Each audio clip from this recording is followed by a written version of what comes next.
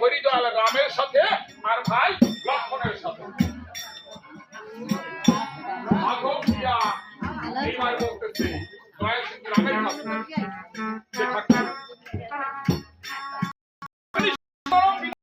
ঠাকুর আমার কাছে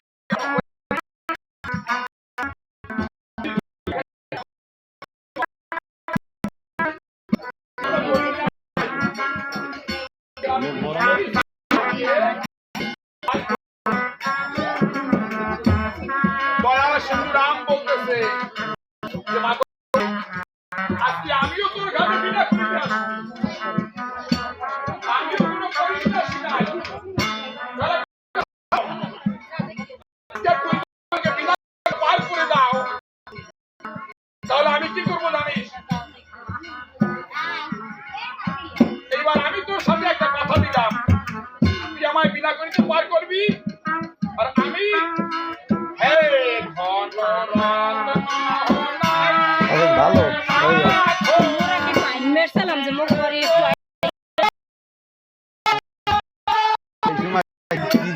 দেখলাম নিজেও জানি